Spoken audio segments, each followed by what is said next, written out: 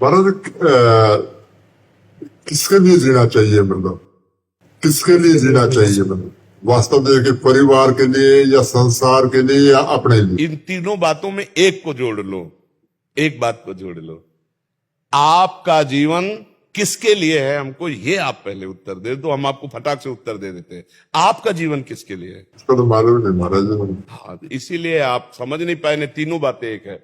आप जी रहे हो सिर्फ भगवान के लिए, अनजाने में भी, अनजाने में भी भगवान के लिए जी रहे हो।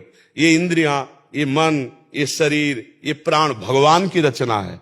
आप भगवान के अंश हो ना, भगवान के द्वारा ही नियत समय तक के लिए इस शरीर में हो। अनजाने में भी भगवान को सब प्यार करते हैं। कैसे? जैसे इनके अंदर भगवान बैठे हुए हैं, ये तुम नहीं जान पा रहे हो। ये तुम्हारी पत्नी कौन है पूर्व में, पूर्व जन्म में कौन थी? ये तुम्हारी बेटी कौन थी? तुम्हारा बेटा कौन आया है? कुछ पता नहीं। ना आप अपने को जानते हो ना इनको जानते हो। जो आपको भी जानता है इनको भी जानता है और आपको बहुत प्यार करता है, उसे कहते हैं भगवान। और उसी के लिए आप जीवन जी रहे हो, अनजाने में भी। अनजाने में अपने को जीवन में कि मेरे पत्नी है, मेरा बच्चा है, मेरा बेटा है, मेरा परिवार, मैं जो ये मैं है वो श्री कृष्ण है, वही भगवान है जिसे तुम जान नहीं पा रहे हो। ये तुम नहीं हो, ये तुम्हारा ढांचा है। मानते हो कि नहीं? खली जिसका नाम है, ये ढांचे का नाम है या तुम्हारा नाम है? ढांचे का नाम। ढांचे का नाम, इस शरीर का नाम है। इस शरीर का नाम खली है। ये जब मां के गर्भ में था तब खली नहीं था। जब ढांचा बाहर आया तब उसको नाम दिया गया, ढांचे को नाम दिया गया।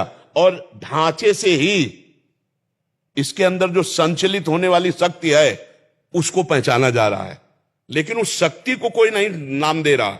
जो खली के अंदर पावर है, जो खली के अंदर ईश्वर है, उसको कोई नहीं देख रहा, उसको ज्ञानी देखता है।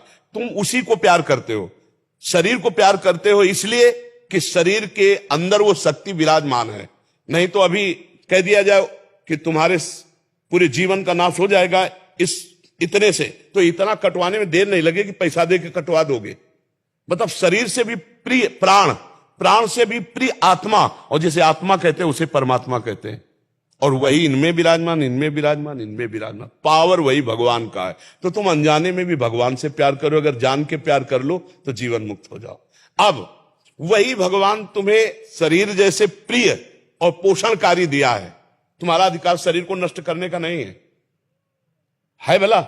ना भारतीय और ना भागवतिक। अभी कानूनी कार्रवाई में आपको केवल यह साबित हो जाए कि आप अपने शरीर को नष्ट करना चाहते हैं तो आपको सजा हो जाएगी। हो जाएगी कि नहीं हो जाएगी? तो मतलब इस शरीर पर आपका अधिकार नहीं है, जीने का अधिकार है। खाओ पियो मौज करो, इसको नष्ट नहीं कर सकते। ये सरकारी है, भारतीय भी और भागवतिक भी। इसका मतलब भगवान की सत्ता। तो ये आप इनसे व्यवहार कर सकते हो, प्यार कर सकते हो, इनको सुख पहुंचा सकते हो, लेकिन नष्ट करने का अधिकार नहीं है। नहीं, आपको जेल हो जाएगी। ये सरकारी है ना? सरकारी, भागवतिक भी और कानूनी भी। मतलब टोटल अगर हम हिसाब में जाएं तो हम भगवान के लिए जी रहे हैं। अगर हम जान ले इस बात को तो मस्त हो जाएंगे, और नहीं जान पा रहे इसलिए अहंकार की दशा में हम सांसारिक जीवन जी रहे। नहीं, भागवतिक जीवन है। ये भगवान गोद में बैठा है। जो लाला मूर्ति में लिए रहते ना, ये वही लाला है। पहचान लो, बस समझ में आ जाएगा। वही श्री कृष्ण तुम्हारी गोद में बैठा है। वही जगदम्बा तुम्हारी पत्नी के अंदर भी वही शक्तिमान विराजमान है। पत्नी का रोल करने वाली वही आद्या शक्ति, कोई दूसरा नहीं है। जो तुम्हारे अंदर बैठा हुआ महाबल वो भगवान ही है, दूसरा कोई नहीं। अनजाने में भी हम उसी का आदर कर रहे हैं। महाराज जी, मेरा क्वेश्चन है कि भी जैसे हम मतलब परिवार के लिए दिन रात मेहनत करते हैं। हम जैसे बोला ना अभी कि भी आप 1000 बार नाम लो, तो सुबह से शाम को लेट सोते हैं, सोचते भी ये काम निपटाइए, वो निपटाइए। सुबह होता है यार उठिए, फिर जिम लगाइए फटाफट। वो भी मतलब मैं ये सोचता कि किसके लिए हम कर रहे हैं, मतलब कभी अपने। अगर आप सत्संग कभी सुने हो, हमने कहा कि सारा समय का कार्य भगवान को समर्पित कर दो तो भजन बन जाएगा। भगवान का भजन करने से ही पूर्णता ये बात समझ में आएगी। नहीं, आपको ये लग रहा है कि मैं अपने लिए जी रहा हूं, अपने परिवार के लिए जी रहा हूं, लेकिन ये जीवन कोई महत्व का जीवन नहीं। इसका कोई महत्व नहीं है। भजन नहीं हुआ जीवन में, ध्यान रखना। जब तुम जाओगे तो अकेले जाओगे यहां से, ना ये शरीर जाएगा ना परिवार का कोई जाएगा। और अगर भजन नहीं है तो यहाँ का जिम और यहाँ का तुम्हारा सारा नाम और यहाँ का बैंक बैलेंस, एक पैसा तुम्हारे साथ नहीं जाएगा। पत्नी सद्भावना कर सकती, साथ नहीं जा सकती। बेटे तुम्हारे लिए आंसू बहा सकते, साथ नहीं जाएंगे।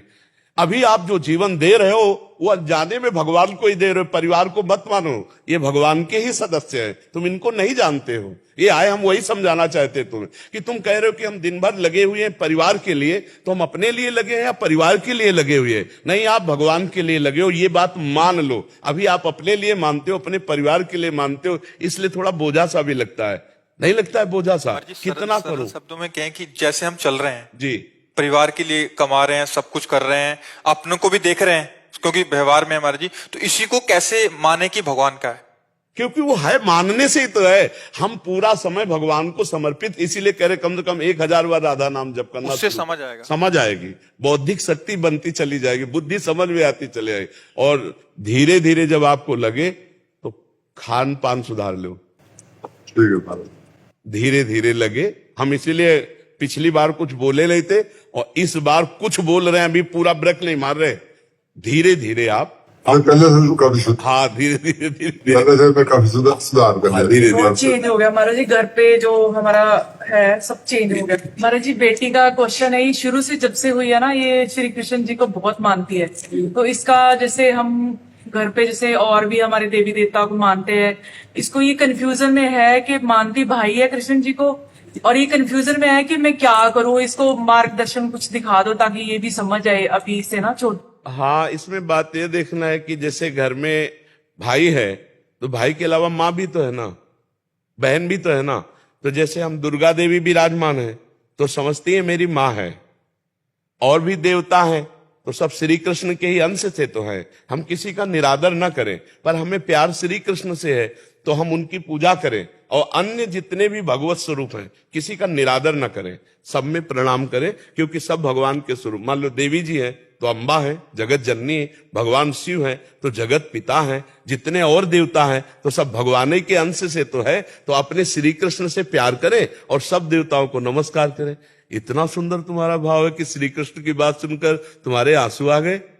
तुम तो बहुत पूर्व की कोई भजन करने वाली सखी हो, ले तो ऐसा कैसे हो सकता है? तो यही समझाते कि सब भगवान जी श्री कृष्ण जी सब है। हाँ, तो निरादर नहीं करते। ये बहुत ये पेंटिंग्स बनाती है जैसे राधा जी की। ये तो गजब की बात है भाई। आपके घर में इतनी भजनानंदी संत आ गई, ये पूर्व की कोई संत रही है? नहीं तो भगवान के लिए ऐसे आंसू आना बड़ा मुश्किल होता है। आप ही बताओ, भगवान के लिए रो सकते हो? भगवान के लिए बहुत सुंदर, बड़ी कृपा है आपकी कि जो ऐसी संतान है आपके पास। श्री कृष्ण प्रेमी पूर्व का कोई भजनानंदी महात्मा है जो अपना भजन पूर्ण करने के लिए तुम्हारे घर आया। बहुत सुंदर, भगवान की बहुत कृपा है आपकी। बोलती है पहले कृष्ण जी को राखी बांधती है, फिर बोलती है मेरा भाई है, फर्स्ट भाई मेरे कान्हा जी। हाँ बिल्कुल, बहुत सुंदर बात। हमें बहुत अच्छा लगा बच्चा आपसे मिलकर, बहुत अच्छा लगा। आप ऐसे नाम जप करना और श्री कृष्ण से प्यार करना, फिर देखना वो जीवन कैसा उन्नतिशील बनाते हैं श्री कृष्ण। ठीक है?